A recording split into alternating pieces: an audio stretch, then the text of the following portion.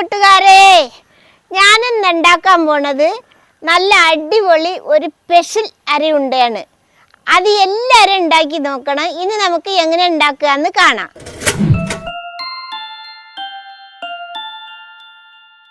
അതിനു വേണ്ടി ഞാനിവിടെ എടുത്തുവച്ചിട്ടുള്ളത് 1.5 കപ്പ് നമ്മുടെ ചോറൊക്കെ വെക്കണ അരിയാണ് എടുത്തിട്ടുള്ളത്. ഞാനത് നല്ലപോലെ കഴുകി വൃത്തിയാക്കി വെച്ചിട്ടുണ്ട്. ഇത് നമുക്കിനി നന്നായിട്ടൊന്ന് വറുത്തെടുക്കാം. ഞാനൊരു ചട്ടി അടുപ്പത്ത് വെച്ചിട്ടുണ്ട്. നമുക്കിനി കത്തിച്ചു കൊടുക്കാം. നമുക്ക് ചട്ടി ചൂടായി. നമുക്കിനി കഴുകി വെച്ച അരി ഇതിലേക്ക് ഇട്ട് കൊടുക്കാം. ഇനി നമുക്കിത് നല്ലപോലെ വറുത്തെടുക്കാം. ഇത് കഴുകിയത് കൊണ്ട് നനഞ്ഞ അരിയല്ലേ, കുറച്ച് സമയം പിടിക്കും വറുക്കാൻ. അതിന് നമുക്ക് വറുവുന്ന വരെ വറുത്തെടുക്കാം. ചെറിയ തീ വെക്കണം കേട്ടോ, അല്ലെങ്കിൽ കരിഞ്ഞു പോകും. നമ്മുടെ അരിയെ ചെറുതായിട്ട് ഇങ്ങനെ പൊട്ടി പൊട്ടി വരുന്നുണ്ട് കേട്ടോ. നമ്മുടെ അരി നന്നായിട്ട് വറന്നിട്ടുണ്ട്. നമുക്കിനി ഇതിൽ 1/4 ടീസ്പൂൺ ചെറിയ ജീരകം ഇട്ട് കൊടുക്കാം. ഇതാ ഒന്ന് ഇളക്കിയിട്ട് ഇറക്കി വെക്കാം. അപ്പം ആ ചൂടിൽ കിടന്നിട്ട് ജീരകം വെന്തോളും.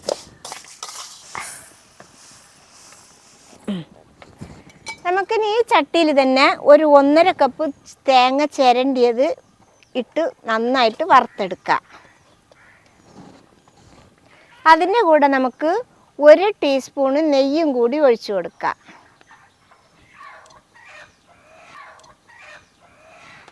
ഇത് നന്നായിട്ട് ഇളക്കി കൊടുക്കാം. നെയ്യും തേങ്ങയും ഒന്ന് നന്നായിട്ട് പൊരിഞ്ഞ് വറുന്ന് വരട്ടെ. അതുവരെ നമുക്ക് ഇളക്കി കൊടുക്കാം. നമ്മൾ സാധാ അരി ഉണ്ടാക്കുമ്പോൾ തേങ്ങ വറുക്കത്തൊന്നുമില്ല, പച്ച തേങ്ങയിലാണ് ഉണ്ടാക്കുക. അതാകുമ്പോൾ ഏറിയ ഒരു 3 ദിവസമൊക്കെ ഉണ്ടാവുള്ളൂ. ഇത് തേങ്ങ എന്തിനാണ് വറുക്കണമെന്ന് വെച്ചാൽ നമ്മൾ ഒരു 2 ആഴ്ച വരെ ഇത് എടുത്ത് വെക്കാം. ഫ്രിഡ്ജിൽ വെക്കുകയാണെങ്കിൽ 1 മാസം വരെ ഉണ്ടാവും കേട് വരാതെ. അതിനാണ് തേങ്ങ വറുത്ത് ചേർക്കുന്നത്. അങ്ങനെ തേങ്ങയും വറന്ന് വന്നിട്ടുണ്ട്. നമുക്ക് ഇനി ഇത് ഇറക്കി വെക്കാം. ആ ചട്ടിയിൽ തന്നെ നമുക്ക് കുറച്ച് നിലക്കടലയും കൂടി വറുക്കാം. കഴുകി വൃത്തിയാക്കി വെച്ചതാണ്. ശരിക്ക് കപ്പലണ്ടി വറുക്കുമ്പോൾ മണലോ ഉപ്പോ എന്തെങ്കിലും ഇട്ടിട്ടാണ് വറുക്കേണ്ടത്. ഞാനിപ്പോൾ ഇച്ചിരിയല്ലേ ഉള്ളൂ, അതുകൊണ്ടാണ് ഇപ്പം ഇങ്ങനെ വറുക്കുന്നത് കേട്ടോ. അങ്ങനെ നമ്മുടെ കടലയും വെന്തിട്ടുണ്ട്. അത് നമ്മളൊരു പാത്രത്തിലേക്ക് കോരി വെക്കാം, എടുത്ത് വെക്കാം.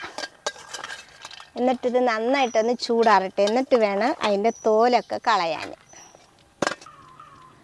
അങ്ങനെ നമ്മുടെ കടല വെന്ത് ഇതാ നന്നായിട്ട് തോലൊക്കെ കളഞ്ഞ് നല്ല വൃത്തിയാക്കി വെച്ചിട്ടുണ്ട്.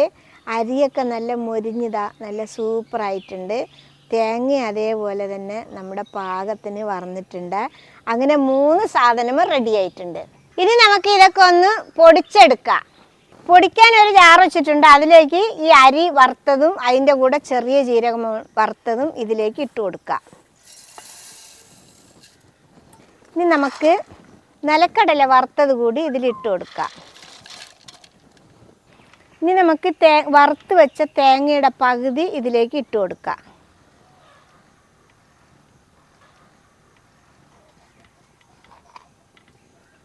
ഇനി അതിൻ്റെ കൂടെ 1/2 ടീസ്പൂണ് ഏലക്കപ്പൊടി ഇട്ട് കൊടുക്കാം. അതിൻ്റെ കൂടെ ഒരു 1/4 ടീസ്പൂണ് ചുക്ക് പൊടിയും കൂടി ഇട്ട് കൊടുക്കാം. നിങ്ങളടുത്ത് ജീരകത്തിൻ്റെ പൊടിയാണുണ്ടെങ്കിൽ ഈ സമയത്ത് പൊടി ഇട്ട് കൊടുത്താൽ മതി. അപ്പം നമ്മൾ അരിയിലിട്ട് വറുക്കേണ്ട ആവശ്യമൊന്നുമില്ല. പൊടി ഇല്ലെങ്കിൽ മാത്രം അരിയിലിട്ട് വറുത്താൽ മതി. ഇനി നമുക്കിത് നന്നായിട്ടൊന്ന് പൊടിച്ച് കൊണ്ടുവരാം. അങ്ങനെ നമ്മൾ പൊടിച്ച് കൊണ്ടുവന്നിട്ടുണ്ട്. ഇതേപോലെയാണ് പൊടിച്ചെടുക്കേണ്ടത്. ഇച്ചിരി തരിയൊക്കെ വേണം കേട്ടോ, അപ്പോഴാണ് നമുക്ക് കടിക്കാൻ കിട്ടേണ്ടത് എന്തെങ്കിലുമൊക്കെ. അതിനാണ് തരി വേണം പറഞ്ഞത്. നമുക്കിതൊരു പാത്രത്തിലേക്ക് കൊട്ടിക്കൊടുക്കാം.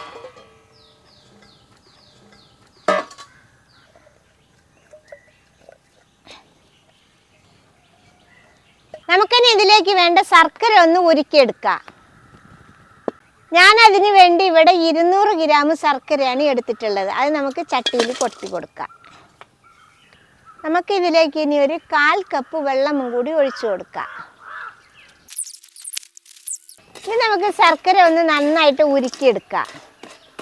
അങ്ങനെ നമ്മുടെ ശർക്കരയൊക്കെ നന്നായിട്ട് ഉരുകി വന്നിട്ടുണ്ട് കേട്ടോ. ഇനി നമുക്കിത് ഇറക്കി വെക്കാം. ഇനി ശർക്കര പാനി ഒന്ന് തരിച്ചൊഴിക്കുക. അതിൽ കല്ലോ കരടോ എന്തെങ്കിലും ഉണ്ടെങ്കിൽ പോകാൻ വേണ്ടിയിട്ടാണ് തരിച്ചെടുക്കുന്നത്.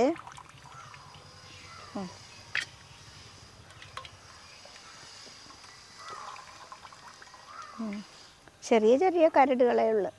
അങ്ങനെ നമ്മുടെ അരി ഉണ്ടയുള്ള എല്ലാ സാധനവും റെഡി ആയിട്ടുണ്ട്. ഇനി നമുക്കതിനെ അരി ഉണ്ടാക്കി എടുക്കാം.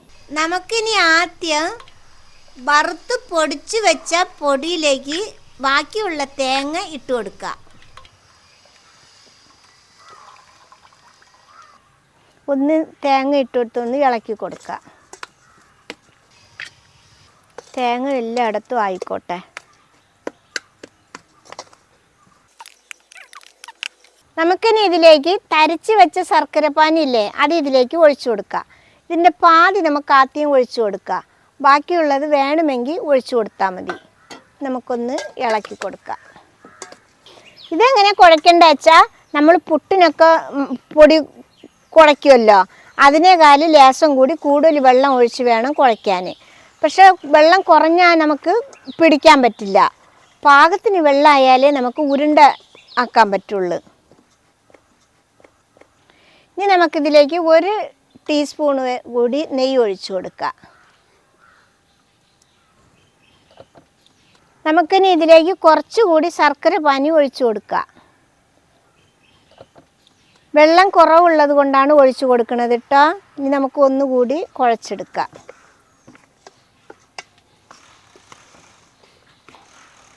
ഇനി നമുക്കിത് കൈ കൊണ്ടൊന്ന് നന്നായിട്ട് കുഴച്ചെടുക്കാം. ഇനി നമുക്കിത് നന്നായിട്ട് ഉരുട്ടി അരി ഉണ്ടാക്കിയെടുക്കാം. നല്ല നെക്കി വേണം ഉരുട്ടാൻ കേട്ടോ. ചെറിയ ചൂടോടെ വേണം ഉരുട്ടിയെടുക്കാൻ.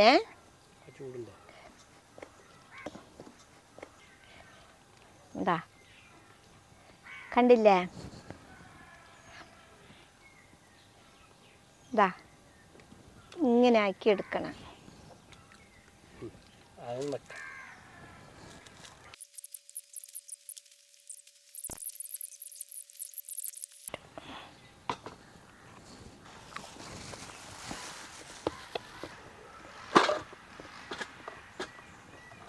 നമ്മുടെ അരി ഉണ്ട റെഡി ആയിട്ടുണ്ട്. നമുക്ക് ഇനി അതിൽ ഒരെണ്ണം കഴിച്ചു നോക്കാം. എടാ മോനെ, ഈ അരി ഉണ്ട ഒന്ന് കഴിച്ചു നോക്കിയാ എങ്ങനെയുണ്ടെന്ന്.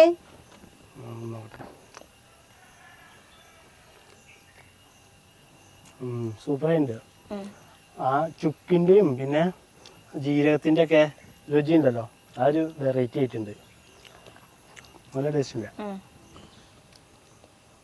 ഇത് എല്ലാവരും ഉണ്ടാക്കി നോക്കണം. ഇത് ഉണ്ടാക്കി നോക്കിയിട്ട് ഇഷ്ടപ്പെട്ട കമൻറ്റിൽ എഴുതി വിടണം. ലൈക്ക് ചെയ്യണം, ഷെയർ ചെയ്യണം, സബ്സ്ക്രൈബ് ചെയ്യണം, ഫോളോ ചെയ്യാനും കൂടി മറക്കല്ലേട്ടോ.